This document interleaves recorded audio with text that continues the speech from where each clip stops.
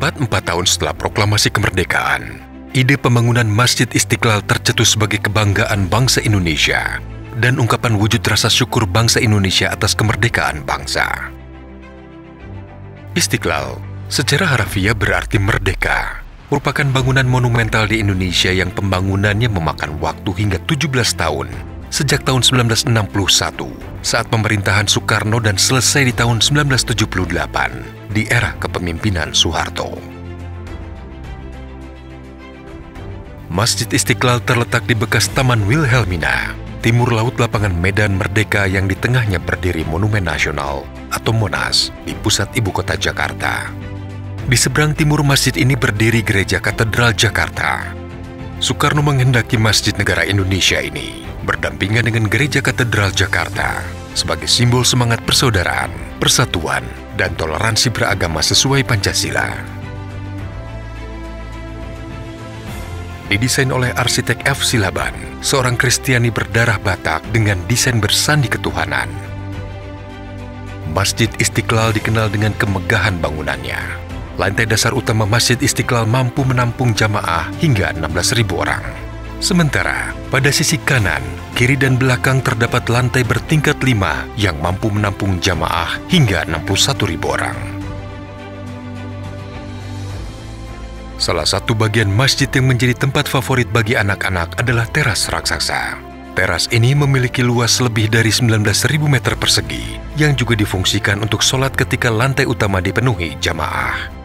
Di teras ini sering diadakan berbagai kegiatan masjid. Dari teras raksasa akan terlihat menara masjid yang memiliki tinggi 96,66 meter menjulang di sudut selatan selasar masjid. Arsitektur Masjid Istiqlal menerapkan prinsip minimalis dan mempertimbangkan keberadaannya pada daerah beriklim tropis. Selain itu, masjid ini memiliki gaya arsitektur modern dengan dinding dan lantai berlapis marmer, dihiasi dengan ornamen geometrik dari baja anti karat. Bangunan utama masjid ini dimahkotai satu kubah besar berdiameter 45 meter yang ditopang 12 tiang besar. Selain digunakan sebagai aktivitas ibadah umat Islam, masjid ini juga digunakan sebagai kantor berbagai organisasi Islam di Indonesia, aktivitas sosial, dan kegiatan umum. Sebagai masjid terbesar di kawasan Timur Asia, masjid ini juga menjadi salah satu daya tarik wisata yang terkenal di Jakarta.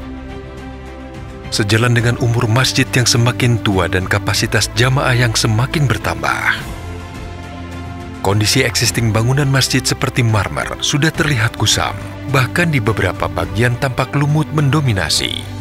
Tempat berwudu, walau kondisinya masih bagus, namun tak pernah mengalami perubahan berarti sejak lama. Tahun 2019, Direktorat Jenderal Cipta Karya melalui Direktorat Bina Penataan Bangunan mendapatkan amanat untuk melaksanakan tugas strategis, yaitu melaksanakan renovasi Masjid Istiqlal yang merupakan kebanggaan sekaligus landmark bersejarah ini. Untuk pertama kalinya sejak berdiri, akan dilakukan renovasi dalam skala besar.